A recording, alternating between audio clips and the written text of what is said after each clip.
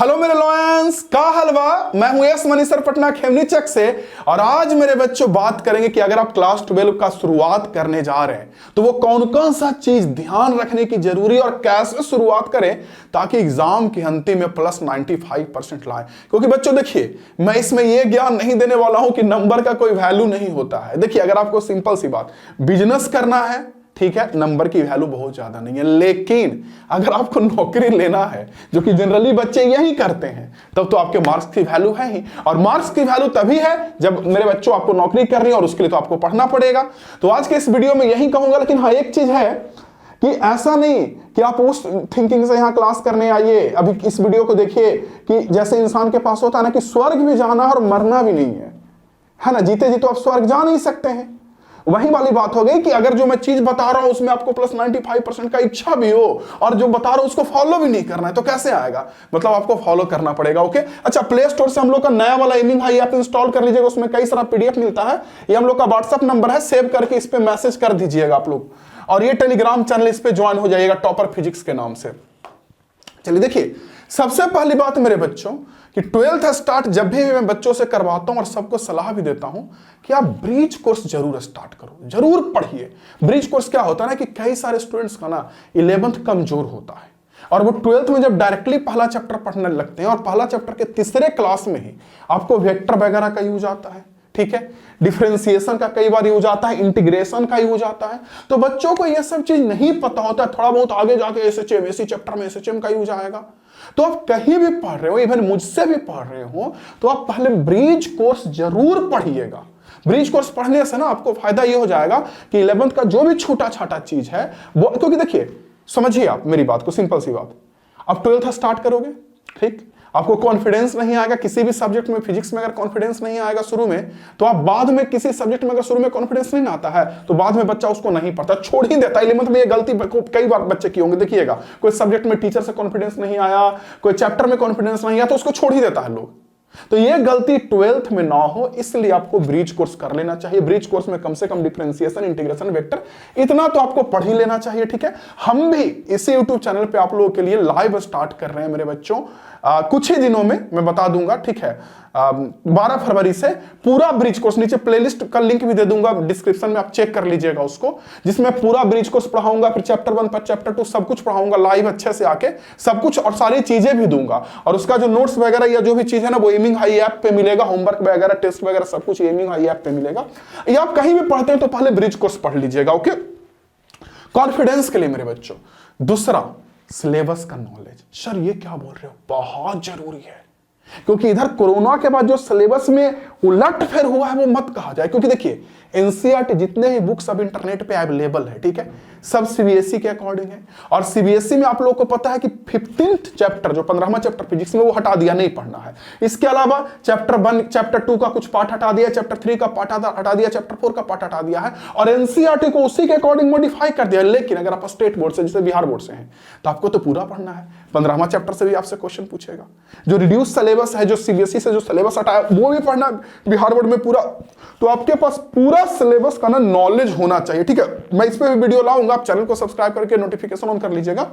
तो आपको, क्योंकि देखिए जो न्यू एनसीईआरटी है, मैं तो कहूंगा कि बिहार बोर्ड के बच्चे इसको मत फॉलो करिए, क्योंकि इसमें बहुत सारा चीज हटा हुआ है और 15वां चैप्टर भी नहीं है। या तो अगर आपको ओल्ड एनसीईआरटी मिलता है तो ठीक है, नहीं तो जो टीचर पढ़ाते हैं उनसे सिलेबस ले लीजिए। या फिर आप एक काम कर सकते हैं कि ये क्या बोलता है, जो ऑफिशियल जो बिहार बोर्ड का वेबसाइट होता है ना, वहां भी सिलेबस डाला जाता है, तो उससे भी देख सकते हैं। लेकिन वो मिलना थोड़ा सा मुश्किल है, क्योंकि देखिए सिलेबस का प्रिंट आउट अगर आपके पास रहेगा ना, तो आपको पता चलेगा कि ये चीज मैंने पढ़ लिया, ये टॉपिक मैंने पढ़ लिया, गॉस थ्योरम पढ़ना था मैंने पढ़ लिया, फलाना चीज पढ़ लिया, फराडे का नियम पढ़ लिया। तो इससे एक तो देखिए कॉन्फिडेंस भी आते जाएगा आपको, और पढ़ने में मजा भी आएगा। और कुछ खत्म होगा तो आपको लगेगा ना कि टीचर वगैरह कुछ छोड़ नहीं रहे, क्योंकि देखिए कोई भी टीचर होना कुछ ना कुछ छूट जाता है, छूट ही जाता है जनरली। 99% तो टीचर लोग पढ़ा देते हैं, हम लोग भी पढ़ा देते हैं, हम तो पूरा कोशिश करते हैं हमेशा पढ़ाने का, लेकिन छूट जाता है। तो ऐसा नहीं ना कि टीचर झोल कर रहे हो, क्योंकि अंतिम में जो पॉइंट बताया हूं वो बहुत इंपॉर्टेंट बताया हूं। तो आप सिलेबस का आपके पास प्रिंट आउट होना चाहिए मेरे बच्चों, ठीक है। आपको पता होना चाहिए कि पढ़ना क्या और किससे क्वेश्चन आएगा। अगला, अटेंशन टू ऑल सब्जेक्ट। देखिए होता क्या है ना कि आप शुरू आएंगे ना, तो पूरा नवंबर दिसंबर तक ना 3 ही सब्जेक्ट पर ध्यान देंगे, फिजिक्स, केमिस्ट्री, मैथ, और अगर बायोलॉजी से होंगे तो बायोलॉजी।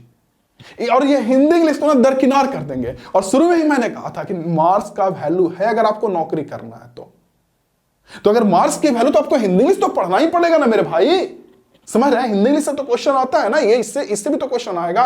और समझते हैं, अगर मान के चलिए थोड़ा सा इस पे ध्यान दिए, सप्ताह में 1 ही दिन पढ़ लिए, सप्ताह में 2 दिन पढ़ लिए, लेकिन पढ़ना तो पड़ेगा। और ऐसे समझिए कि अगर मान के चलिए दोनों मिला के आपको 20 नंबर भी ज्यादा आ गया, आपका 4% बढ़ जाता है। और 4% मायने रखता है मेरे बच्चों। 30 नंबर ज्यादा आ गया, आपका 6% बढ़ गया। 6% मायने रखता है। तो ऐसा नहीं कि पूरा साल भर पढ़े और अंतिम में यार हिंदी इंग्लिश कर लेंगे, हिंदी इंग्लिश कर लेंगे, फिर वही गलतियां हो जाएंगी, वही समस्या हो जाएगी जो 11th में बच्चों के साथ समस्या हुई होगी। तो ये चीज आप ध्यान रखिएगा। हिंदी इंग्लिश जो भी एक्स्ट्रा सब्जेक्ट है तीनों के अलावा, उसको आप करते चलिएगा। अगला गोल्स है, देखिए मुश्किल से मेरे बच्चों आपके पास 9 से 10 महीना होता है पढ़ने का। कहने के लिए होता है 12 महीना, नहीं। प्री बोर्ड का एग्जाम पढ़ता है, सेंटअप एग्जाम पढ़ता है, प्रैक्टिकल पढ़ता है, फेस्टिवल्स आता है, त्योहार आता है, और बहुत सारा होली, दशहरा, दिवाली, बहुत सारा फेस्टिवल भी तो आएगा। तो 9 से 10 महीना में ही आपको सिलेबस खत्म करना है। तो अगर आप अभी से पढ़ना शुरू करते हैं 12th शुरू से, तो हमेशा कोशिश करें कि अक्टूबर में सिलेबस खत्म करें, क्योंकि जो मैं एमिंग हाई ऐप पे जो प्रारंभ बैच स्टार्ट किया हूं, वहां भी अक्टूबर में सिलेबस खत्म कर दूंगा। तो अक्टूबर के अंतिम तक सिलेबस खत्म करिए। नवंबर दिसंबर क्रैश कोर्स करिए, यानी रिवीजन करिए या क्रैश कोर्स करिए जो मैं करवाता हूं जो, और पूरा जनवरी रगड़ के सिर्फ क्वेश्चन प्रैक्टिस करिए। यही पढ़ने का सबसे बढ़िया तरीका है मेरे बच्चों, ठीक है।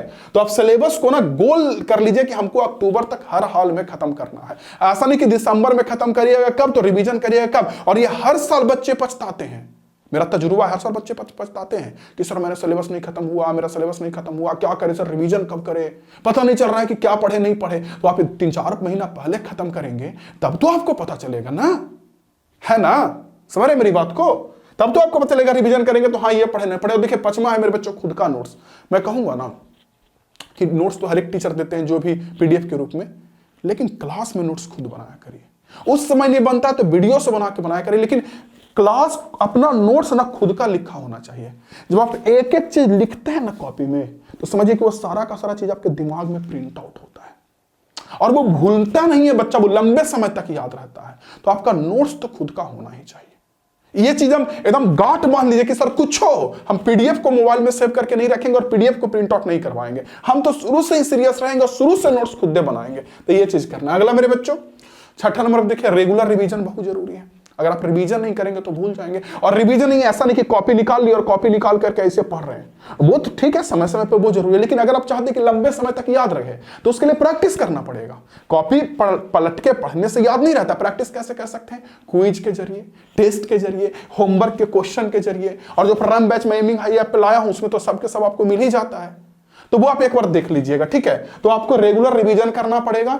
टीचर जहां भी ऑफलाइन क्लास कर रहे होंगे वहां टीचर से आपको बोलना पड़ेगा कि सर हमसे टेस्ट लीजिए, सर हमको होमवर्क दीजिए, सर हमसे क्विज लिया करिए, ओरली क्वेश्चन पूछा करिए, सब बच्चा को बैठा करके क्वेश्चन पूछा जाए, उस तरह का किया करिए। उससे आपको लंबे समय तक याद रहेगा, ठीक है बच्चों।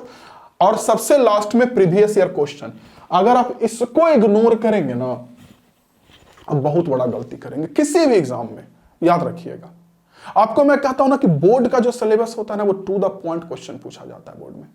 मतलब समझिए कि फिक्स है कि इतना ही से पूछा जाएगा।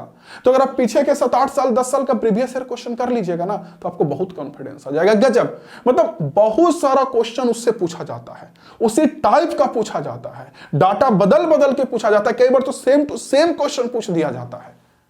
तो इससे आपको कॉन्फिडेंस इस बढ़ेगा और ये मस्ट है। और सबसे लास्ट मेरे बच्चों, खुद पर भरोसा। अगर आपको ये नहीं है, आप किसी टीचर पे सिर्फ भरोसा करके पढ़ रहे हैं, बहुत गलती कर रहे हैं। ऑनलाइन ऑफलाइन टीचर बीच में सिलेबस नहीं खत्म करेंगे, क्या कीजिएगा? एट द एंड आप ही का जाएगा ना, टीचर पढ़ा रहे आपको समझ ही में नहीं आएगा, क्या कीजिएगा? तो आपको खुद पे ही भरोसा करना पड़ेगा। आपको एक चैनल पकड़ना पड़ेगा ऑनलाइन में, जैसे मैं पढ़ा रहा हूं फिजिक्स, तो आपको फिजिक्स टॉपर फिजिक्स पकड़ना पड़ेगा और इसके साथ ना चलना पड़ेगा साल भर। आपको जो भी होमवर्क दूंगा, जो टेस्ट लूंगा, जो क्विज लूंगा, सब करना पड़ेगा और अंतिम में तो फोड़ ही देंगे। तो ये सारा कुछ पॉइंट्स है मेरे बच्चों जो आपके स्टडी में 4 चांद लगाएगा। आगे सिलेबस पर भी वीडियो बनाऊंगा, आगे कौन कौन सी गलती नहीं करनी चाहिए 12th पे, उस पर भी बनाऊंगा। और 12 तारीख से जो मैं ला रहा हूं आप लोगों के लिए लाइव क्लास, 12 तारीख से लाइव क्लास, ठीक है, उसके बारे में भी मतलब क्लास लूंगा, तो उसको भी दोस्त को बताइएगा और आइएगा सब मिल करके। पहले उसमें ब्रिज कोर्सिंग पढ़ाऊंगा। पढ़ते रहिए, सीखते रहिए, समझते रहिए बच्चों। कोई भी नया टॉपिक वीडियो चाहिए, कोई सलाह चाहिए, जरूर बताइए। मैं तो यहाँ पे हूं ही आप लोगों के लिए। जय हिंद, वंदे मातरम। थैंक यू बच्चों।